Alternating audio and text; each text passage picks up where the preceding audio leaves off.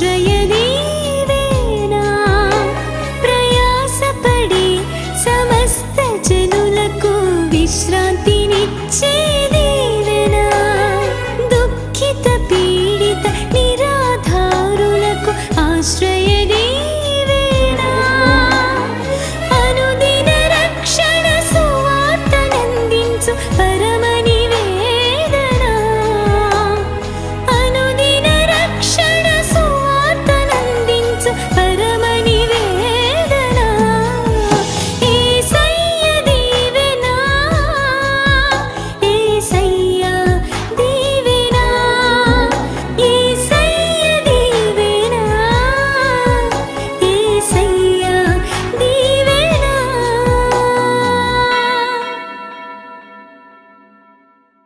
దేవుని వాక్యాన్ని మనం ధ్యానం చేద్దాం. 84వ కీర్తన 10వ వచనం. నీ ఆవరణములో ఒక దినము గడుపుట 1000 దినముల కంటే శ్రేష్టం. అందరూ కూడా చెప్పండి ఈ మాట. ఒక దినము గడుపుట 1000 దినముల కంటే శ్రేష్టం. దేవునికి స్తోత్రం. నీ ఆవరణములో అంటే అర్థం ఏంటి? దేవుని మందిర ఆవరణములో. దేవునికి స్తోత్ర. మందిరములో ఒక దినం గడుపుట 1000 దినముల కంటే శ్రేష్టము అని మనం చదువుకున్నాం. మందిరములో గడుపుట అంటే మీకేం అర్థమైంది చెప్పండి? మందిరములో గడపటం అంటే మీకేం అర్థమైంది? మందిరంలోకి వచ్చి పొద్దున్నే కూర్చొని సాయంత్రం వరకు కూర్చొని వెళ్ళిపోవటం ఒకటోది. లేదండి 2 రాత్రులు సమర్పించుకుని గుళ్ళోకి వచ్చి ఇక్కడే పడుకుని వెళ్ళిపోతాను అని మందిరంలో పడుకుని నిద్రపోయి వెళ్ళిపోవటం ఒక దినం అదా? లేకపోతే కొంతమంది గుళ్ళోకి వచ్చి గడుపుతారు. ఎలాగో తెలుసా? వాళ్ళతో పాటు ఇంకో డబ్బా ఫ్రెండ్ అని వేసుకొస్తారు.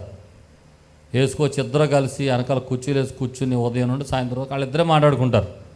మాట్లాడుకుని సాయంత్రం వెళ్ళిపోతారు. అదా దేవుని మందిరంలో గడపటం అని అంటే అర్థం ఏంటనంటే, మందిరం అని అంటే 4 గోడలతో కట్టిన భవనములో కూర్చుంటాం కాదు దాని అర్థం. ఇక్కడ ఎవరుంటారని వస్తాం మనం? అందరూ చెప్పండి. ఎవరిని కలవటానికి వస్తాం? ఇక్కడ యేసయ్యను కలవటానికి వస్తాం. ఆమేన్. నేను వారి మధ్య నివసించున్నట్లు నాకొక పరిశుద్ధ మందిరాన్ని కట్టండి, స్థలాన్ని ఏర్పాటు చేయడానికి ప్రభువు కోరుకొని ఏర్పరచుకున్నాడే మందిరం. ఎవరు ఉండాలని కోరుకున్నాడు? ఆయన ఉండాలని కోరుకున్నాడు. కాబట్టి ఇక్కడ ఎవరుంటారు? ఇక్కడ ఇప్పుడు మన సహవాసం ఎవరితో? ఇక్కడికి వచ్చినప్పుడు ఎవరితో గడపాలి? మందిరముతో గడపటం అని అంటే దానికి అర్థం యేసయ్యతో గడపటం అని అర్థం. స్తోత్రం చెప్పడం సరి గట్టిగా.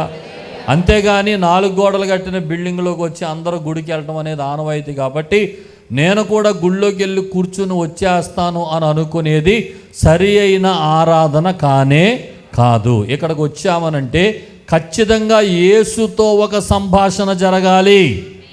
ఇక్కడికి వచ్చామంటే యేసుతో ఒక ప్రత్యేకమైన అనుభవం మనకి కలగాలి. యేసుతో మాట్లాడాలి, యేసుతో సహవసించాలి, యేసయ్యతో మనకు కొన్ని ప్రత్యేకమైన అనుభవాలు పొందుకొని ఇక్కడ నుండి తిరిగి వెళ్ళాలి. స్తోత్రం చెప్పండి. ఒక దినము దేవుని మందిరములో దేవుని సన్నిధిలో గడపడం అంటే యేసయ్యతో గడపటం అని అర్థం. స్తోత్రం చెప్పడం సరి గట్టిగా. హల్లెలూయా. ఒక మాట చెప్పనా, రానున్న రోజుల్లో మందిరాలు ఉండవు. క్రైస్తవునికి నిజమైన మందిరం ఏదో తెలుసా? యేసయ్యే నిజమైన మందిరం. ఆమేన్ చెప్పండి సరి గట్టిగా. ఎక్కడున్నా యేసయ్యను కలుసుకుంటామే, అక్కడ అదే మందిరం. ఆమేన్ చెప్పండి. హల్లెలూయా. పరలోకంలోకి వెళ్ళిన తర్వాత కూడా అక్కడ మందిరాలు ఉండవు. ఆ మాట ప్రకటన గ్రంథం 21వ అధ్యాయంలో భక్తుని చేత దేవుడు రాయించాడు. గొర్రె పిల్లయే అక్కడ దేవాలయం. చూడండి ఒకసారి ప్రకటన గ్రంథం 21వ అధ్యాయం 22వ వచనం. దానిలో ఏ దేవాలయమును నాకు కనపడలేదు. సర్వాధికారి అయిన దేవుడగు ప్రభువును గొర్రె పిల్లయు దానికి దేవాలయమయ్యున్నారు. స్తోత్రం చెప్పడం సరి గట్టిగా. హల్లెలూయా. పరలోకానికి దేవాలయం ఎవరు? గొర్రె పిల్లయే దేవాలయం. సర్వాధికారి అయిన దేవుడకు ప్రభువు గొర్రె పిల్ల అక్కడ దేవాలయం. కనుక మనం గుర్తుపెట్టుకోవాల్సింది ఏంటంటే, కొన్నిసార్లు మందిరంలోకి వచ్చే పరిస్థితులు మనకు లేకపోయినా మనమున్న స్థలములో యేసయ్యను మన గుండెల నిండా నింపుకోవడమే అదొక దేవాలయం లాంటి అనుభవం. స్తోత్రం చెప్పడం సరిగట్టిగా. మన గుండెల్లో కట్టబడిన దేవుని ఆలయమైన ఆ గొర్రె పిల్ల సర్వాధిపతియగు క్రీస్తు స్థానాన్ని అపహరించటం ఎవరి వల్ల సాధ్యమయ్యే పని కాదు. స్తోత్రం కలుగునుగాక. అందుకని నేను ఏమంటున్నానంటే, ఇక్కడికి వచ్చిన వాళ్ళకి కలగాల్సిన అనుభవం ఏంటంటే, యేసు నా హృదయంలో ఉండాలి, ఆయన ఒక ఆలయమై నాలో ఉండాలి, నేను ఆయనను ఆలయముగా చేసుకుని ఆయన ఒడిలో కూర్చుండాలి, ఆయనతో నాతో ఆయనకి ఒక ప్రత్యేకమైన అనుబంధం ఉండాలి అనేటువంటి కోరిక ప్రతి ఒక్కరిలో కూడా ఉండాలి. స్తోత్రం కలుగునుగాక. చెప్పండి హల్లెలూయా. ఇప్పుడు ఈ పాట అందుకే పాడిచ్చాను. నీతో గడిపే ప్రతి క్షణము ఆనంద బాష్పాలు ఎవరితో గడపాలి? యేసయ్యతో గడపాలి. ఆయనే మన మందిరం అయిపోవాలి. మనం ఇంట్లో కూర్చుని, గదిలో కూర్చొని ఒక చక్కటి ప్రభువుతో ఒక సహవాసాన్ని కలిగి ఉంటే అదొక మందిరపు అనుభవం వలె మారిపోవాలి. స్తోత్రం కలుగునుగాక. చెప్పండి హల్లెలూయా. నేనంటాను, మందిరంలోకి వచ్చి యేసును కలుసుకోకపోతే, మందిరంలోకి వచ్చి యేసు ముఖ దర్శనం చేయకపోతే, మందిరంలోకి వచ్చి ఆయన స్వరాన్ని వినకపోతే, మందిరంలోకి వచ్చి ఆయనతో మీకు ఒక మంచి సంబంధం లేకపోతే, మీరు మందిరానికి వచ్చినా ఒకటే, రాకపోయినా ఒకటే. గుడికి వచ్చి ఎవరిని కలిసినా కలవకపోయినా ఎవరిని కలిసి వెళ్ళాలి? యేసయ్యను కలుసుకుని వెళ్ళాలి. అనుభవం రావాలి మనకి. స్తోత్రం కలుగునుగాక. ఆయన మందిరావరణములు, ఆయన ఆవరణములో ఒక్క దినము గడుపుట, ఆయనతో ఒక్క దినము గడుపుట 1000 దినముల కంటే శ్రేష్టము. స్తోత్రం చెప్పండి హల్లెలూయా. చెప్పండి హల్లెలూయా. చెప్పండి హల్లెలూయా. సొలొమోను భక్తుడు గొప్ప ధనంలో గడిపాడు, ధనంతో గడిపాడు, మంచి భవంతుల్లో గడిపాడు, చాలా చక్కటి భవనాల్లో గడిపాడు, ఏమంటే సుఖభోగాల్లో గడిపాడు. కానీ ఏది అతనికి సంతోషాన్ని ఇవ్వలేదు. అందుకే అతను చెప్పిన మాటల్లో ఒక మాట పలికాడు చివరగా. అదేంటంటే, బాల్య దినముల యందే నీ సృష్టికర్తను. అదే ఆ ఒక్క స్థలమే, ఆ ఒక్క అనుభవమే నీ జీవితానికి నిజమైన సంతోషాన్ని ఇచ్చేదని చివరిలో గ్రహించిన వాడై ఆ మాట చెప్పాడు సొలొమోను భక్తుడు. స్తోత్రం కలుగునుగాక. అందుకని ఎవరితో అనుబంధం ఉన్నా, సంబంధం ఉన్నా లేకపోయినా, యేసుతో సహవాసం, యేసుతో సంబంధం మన బ్రతుకును ఒక నూతనమైన అనుభవంలోనికి తీసుకువెళ్తుంది, మన జీవితాన్ని ఉన్నతమైన స్థానంలో నిలబెడుతుంది అని చెప్పడానికి దేవుని సేవకునిగా సంతోషిస్తున్నాను. స్తోత్రం కలుగునుగాక. యేసుతో గడిపే అనుభవాలు మనకుంటే ఎన్నెన్నో ఆశీర్వాదాలు మన జీవితంలో ఉంటాయి. ఆమేన్. యేసుతో గడిపే దినాలు మన జీవితంలో ఉంటే ఎన్నెన్నో ఆశీర్వాదాలు మన జీవితంలో పొందుకోగలుగుతాం. ఈ రోజున ఒక 3 జీవితాలను జ్ఞాపకం చేస్తాను. వారు యేసుతో ఒక దినము గడిపిన వారు, యేసుతో కొంత సమయాన్ని గడిపిన వారు, యేసు పాదాల చెంత వారు సమయాన్ని గడిపి యేసుతో ఒక ప్రత్యేకమైన ఎన్కౌంటర్ జరిగినటువంటి వ్యక్తులు వారు. అలా యేసుతో గడుపుట ద్వారా వారి జీవితంలో ఎలాంటి ఆశీర్వాదాలు పొందుకున్నారు, ఎలాంటి దీవెనలు పొందుకున్నారో ఒక 3 వ్యక్తులను మీ కొరకు నేను జ్ఞాపకం చేస్తాను. అలా గడిపిన మొదటి వ్యక్తి, యేసుతో గడిపిన మొదటి వ్యక్తి ఆంద్రేయ. చెప్పండి, మొదటి వ్యక్తి ఆంద్రేయ. ఆంద్రేయ యేసు ఉన్న స్థలానికి వెళ్ళాలని ఆశపడ్డాడు. అతడు యోహాను మాట విని యేసును వెంబడిస్తున్న సమయంలో యేసు ప్రభు అన్నాడు, మీకేం కావాలి, మీరేం కోరుకుంటున్నారు, మీకు ఎక్కడికి వెళ్ళాలని ఆశపడుతున్నారంటే, ప్రభువా నీవెక్కడైతే ఉంటున్నావో ఆ స్థలాన్ని చూడాలని, అక్కడికి రావాలని ఆశపడుతున్నాను ఆంద్రేయ చెప్పాడు. వెంటనే యేసు ప్రభు ఆంద్రేయని ఆ స్థలానికి తీసుకువెళ్ళాడు. ఒక దినము ఆంద్రేయ యేసుతో గడిపాడు. చూడండి ఆ మాట ఒక్కసారి. యోహాను సువార్త 1వ అధ్యాయం 35 నుండి 42 వచనాలు చదువుకుందాం. మరునాడు మరలా యోహానును అతని శిష్యులలో 2 నిలుచుండగా అతడు నడుచుచున్న యేసు వైపు చూచి, ఇదిగో దేవుని గొర్రె పిల్ల అని చెప్పాను. యోహాన్ చెప్పాడు ఈ మాట. అతడు చెప్పిన మాట విని ఆ 2 శిష్యులు విని యేసును వెంబడించిరి. 38 యేసు వెనుకకు తిరిగి వారు తన్ను వెంబడించుట చూచి మీరేమి వెతుకుచున్నారని వారిని అడుగగా, వారు రబ్బీ నీవెక్కడ కాపురమున్నావని ఆయనను అడిగిరి. రబ్బీ అను మాటకు బోధకుడు అని అర్థము. తర్వాత వచ్చి చూడుడని ఆయన వారితో చెప్పగా వారు వెళ్ళి ఆయన కాపురమున్న స్థలము చూచి ఆ దినము ఆయన యొద్ద బస చేసిరి.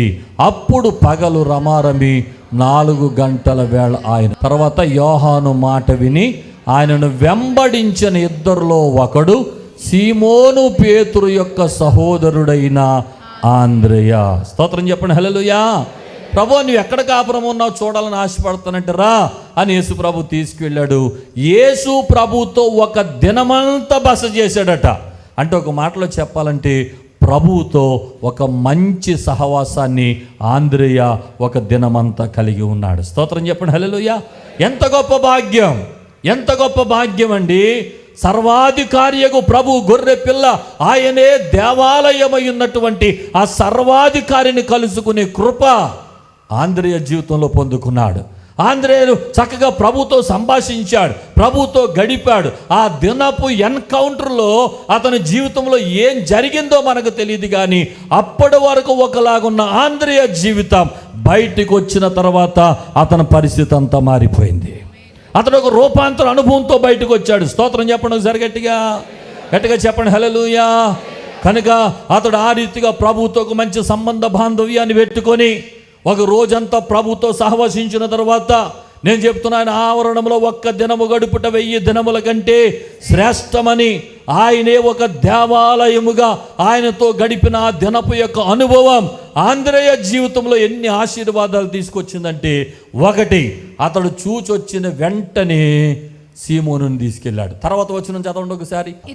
ఇతడు మొదట తన సహోదరుడైన సీమోనును చూచి మేము మెస్సయ్యను కనుగొంటిమని అతనితో చెప్పి. స్తోత్రం చెప్పడం సరిగట్టిగా.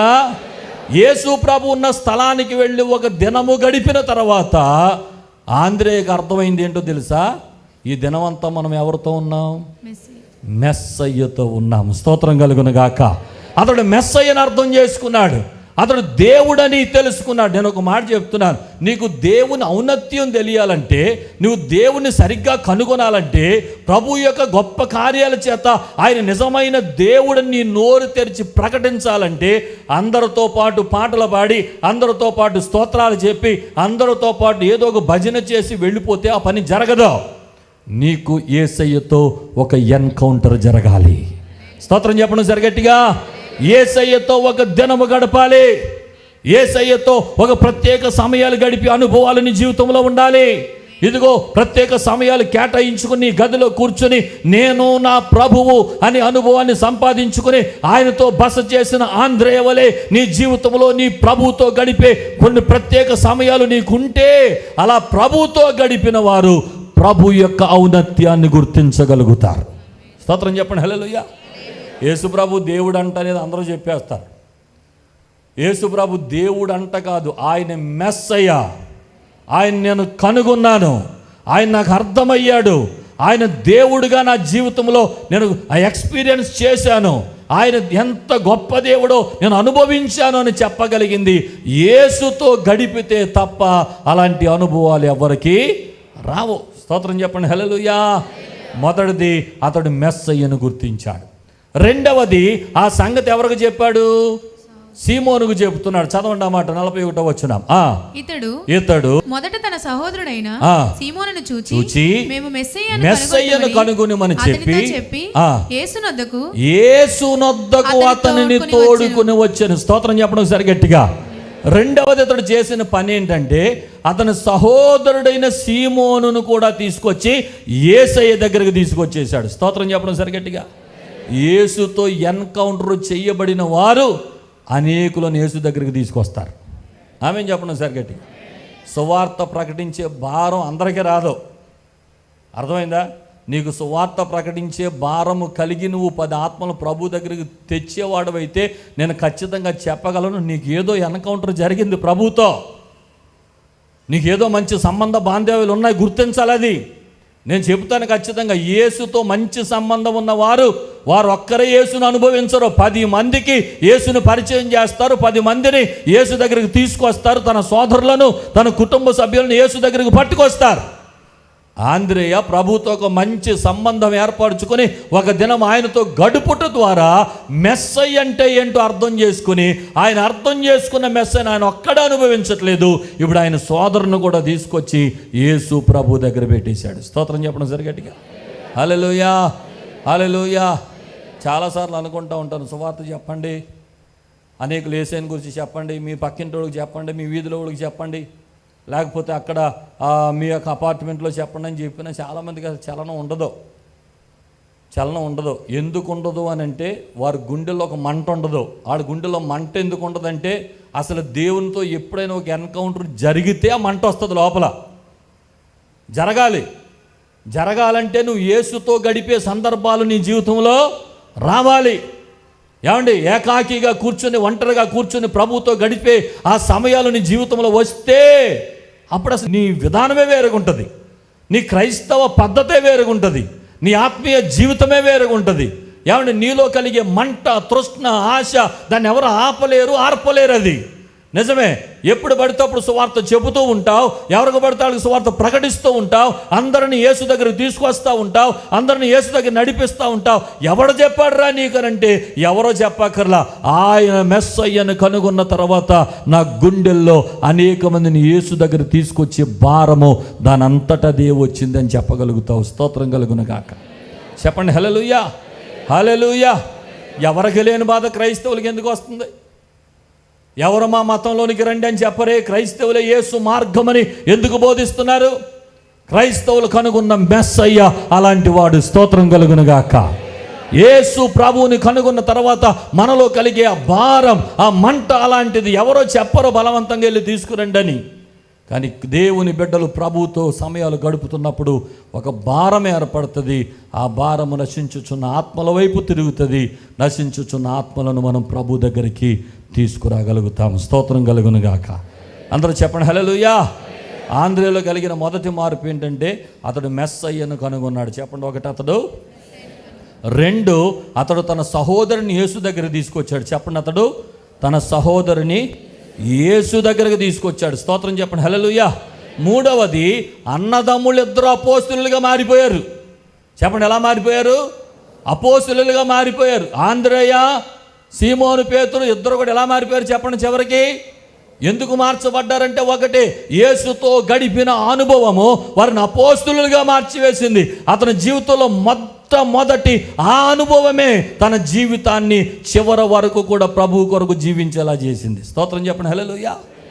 యేసుతో ఎవరికి ఎలాంటి అనుభవాలు ఉంటాయో, నా మట్టుకైతే బ్రతుకుట క్రీస్తే, చావైతే లాభమని నిరీక్షణతో బ్రతుకుతాం. స్తోత్రం చెప్పండి హల్లెలూయా. భక్తి పైకి చేసేది వేరో, పైకి భక్తి చేసేది వేరో. ఏమండి, దేవుని ప్రేమిస్తున్నామని సుఖానుభవం ఎక్కువగా ప్రేమించేవారు ఉంటారని మనకి రాయబడిన మాటలు తెలుసు. ఆ మాటలు అంటాడు, వారు పైకి భక్తి గల వారి వలె ఉండి దాని శక్తిని ఆశ్రయించని వారనై ఉన్నారు అని రాస్తాడు. దాని శక్తిని ఆశ్రయించడం అంటే ఇదే. చాలామంది భక్తి కలిగిన వాళ్ళు ఉన్నారు కానీ దేవుని శక్తి నిజంగా తెలియదు వాళ్ళకి. నీకు దేవుని శక్తి తెలియాలంటే భక్తి కాదు కావలసింది, దేవునితో ఒక బంధం కావాలి. నీకు దేవునితో ఒక మంచి సంబంధ బాంధవ్యాలు పెట్టుకోవాలి. ప్రభువుతో ఒక మంచి ఎన్కౌంటర్ జరగాలి. నీ జీవితంలో ప్రభువుతో మరి ముడివేయబడిన, పెనవేయబడిన అనుభవాలు నీకు ఉండాలి. అలా ఉండగలిగితే నీవు నీ కోసం బ్రతకవు, నీవు నిన్ను సృష్టించిన యేసు కోసం బ్రతుకుతావు. స్తోత్రం చెప్పండి హల్లెలూయా హల్లెలూయా. కాబట్టి ఈరోజు దేవుని సేవకునిగా ప్రభువు పేరట మీకు మనవి చేస్తున్నా. ఇంకా ఎవరైనా ప్రభుతో సరైన సమయాలు గడపకపోతుంటే, ఆదివారం వచ్చి వెళ్తున్నామా లేదా, పాటలు మాత్రం పాడతాం. నే సాగేదా యేసునితో నా జీవిత కాలమంతా, యేసుతో నడిచేదా. ఎప్పుడమ్మా యేసుతో గడుపుతున్నావా? ఎప్పుడు? ఆదివారం గుడికి వస్తే మళ్ళీ వారం వరకు అడ్రస్ లేదు, వారం వరకు యేసు ప్రభు వైపు చూడవు, ఒక కుటుంబారాధన లేదు, ఒక వ్యక్తిగత మోకాళ్ళ అనుభవం లేదు, ఒక గదిలో కూర్చుని ప్రభువుతో మాట్లాడటం లేదు, ప్రభువుతో ఒక సమయాన్ని గడిపే సందర్భాలు లేవు. పాటలు మాత్రం చప్పట కొట్టి అబ్బో అద్భుతంగా పాడేస్తున్నాం. పాటలు కాదు మనకు అనుభవాన్ని తెచ్చేది. ఏమండి, యేసుతో ఒక మంచి సంబంధ బాంధవ్యాలు కలిగి ఉంటేనే ఈ ఎక్స్పీరియన్స్లన్నీ చూడగలుగుతాం. నీ ద్వారా నీ కుటుంబాలు ప్రభు దగ్గరికి వస్తాయి. నీ ద్వారా అద్భుత కార్యాలు జరుగుతాయి, ఆశ్చర్యమైన కార్యాలు తప్పకుండా జరుగుతాయి. ఒకటి, అతడు మెస్సయ్యను కనుగొన్నాడు. రెండు, అతడు తన సోదరుని యేసు దగ్గరికి నడిపించాడు. మూడు, అన్నదమ్ములిద్దరూ అపోస్తులుగా మార్చబడ్డారు.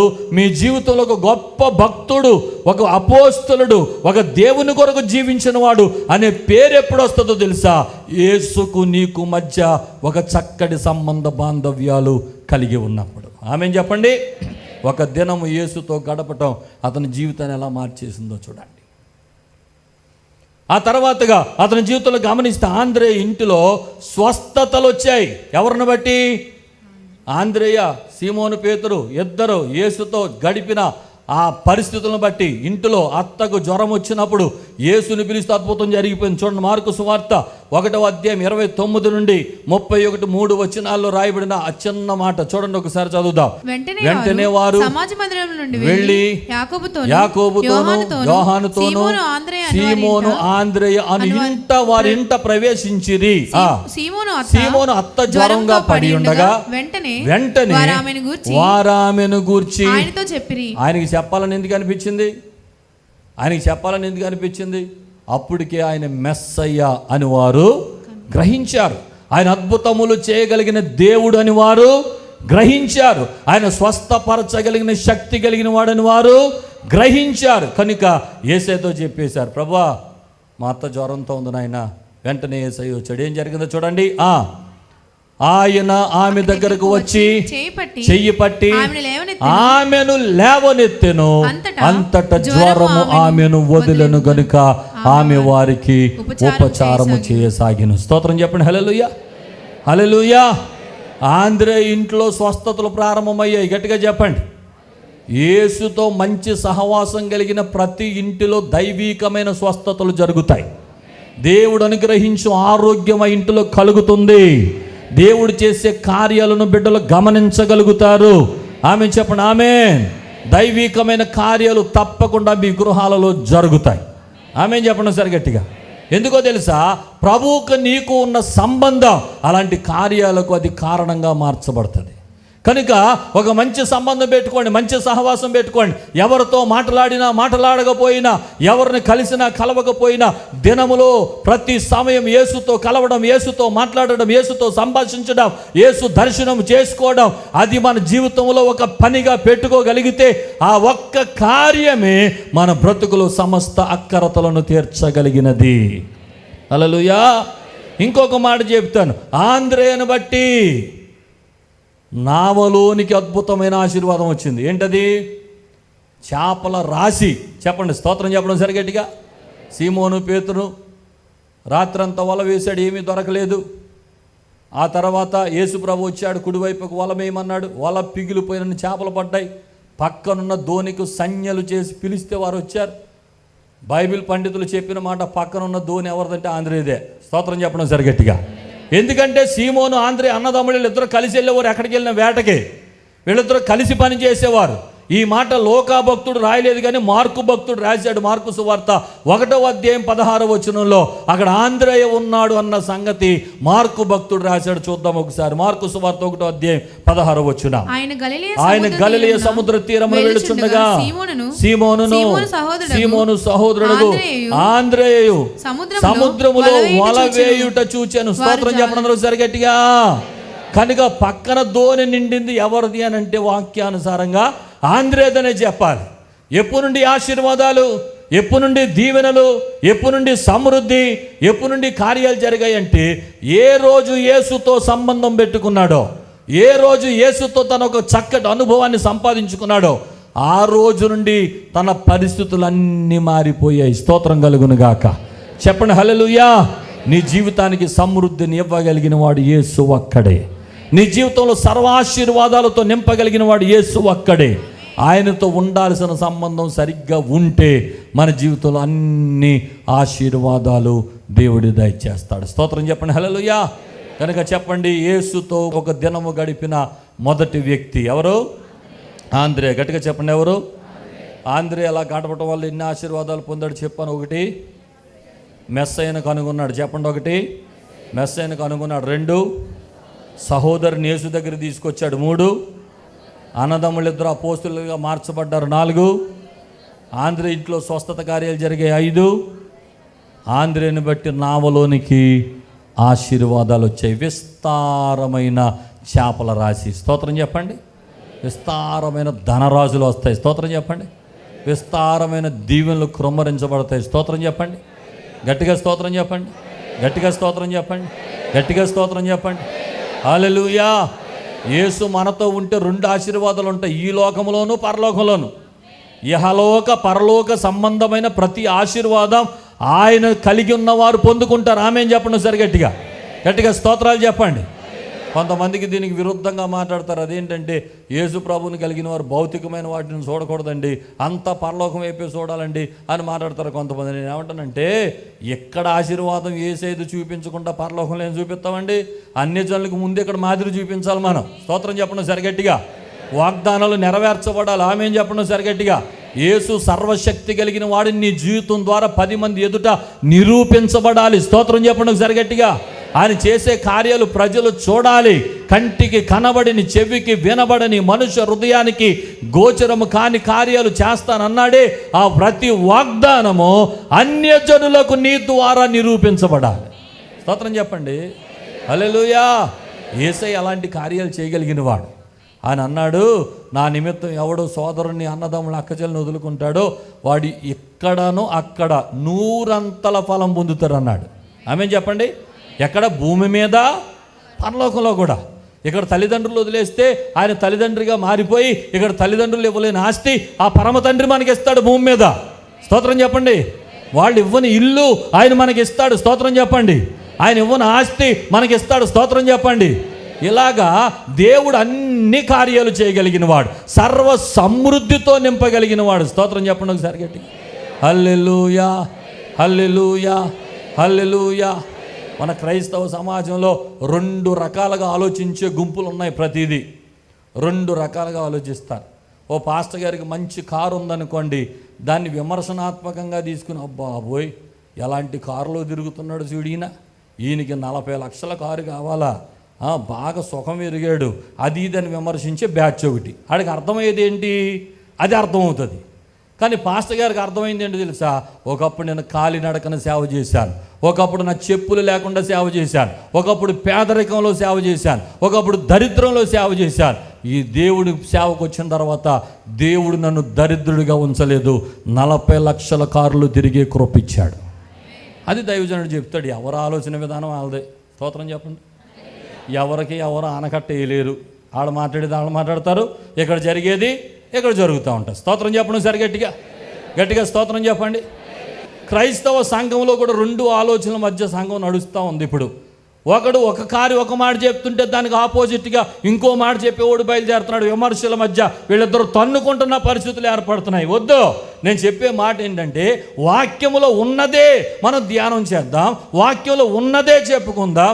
ఏమంటే ఈ లోకంలో దీవించబడటం అది ఆ శాపము కాదు, అది వాక్య విరుద్ధం కాదు, అది వాక్యంలో చెప్పబడిన మాట. యేసయ్యను అందరిని వదిలేసి ప్రభు దగ్గరకు వస్తే ఆయన ఇహలోక పరలోకములో 100 రెట్ల ఆశీర్వాదాలతో నింపుతానన్నాడు. స్తోత్రం కలుగును గాక. చెప్పండి హల్లెలూయా. గట్టిగా చెప్పండి హల్లెలూయా. అలాగా ఆంద్రేయ ఎవడు తన జీవితంలో విస్తారమైన చేపలు రాసి చూశాడు. ఎవరైనా మీరు అందరిని వదిలేసి ప్రభు దగ్గరకు వచ్చి ఆయనతోనే సంబంధం పెట్టుకుంటే ఈరోజు నేను దేవుని సేవకునిగా చెప్పగలను. అతడు విస్తారమైన చేపలు రాసి చూశాడు. మీరు విస్తారమైన ధనరాశులు చూడబోతున్నారు. స్తోత్రం చెప్పండి హల్లెలూయా. కాబట్టి అలాంటి దీవెనలు ఒక్క దినము ప్రభుతో గడిపిన తర్వాత ఆంద్రేయ ఈ దీవెనలన్నీ పొందుకున్నాడు. మా చిరునామా పాస్టర్ ఎం జ్యోతిరాజు, శాంతినగర్, ఏలూరు 534007, పశ్చిమ గోదావరి జిల్లా, Andhra Pradesh. Our address: pastor M Jyothiraju, Shantinagar, Eluru 534007, west Godavari district, Andhra Pradesh. మా ఫోన్ నంబర్లు 8008777333 మరియు 8008 777 444.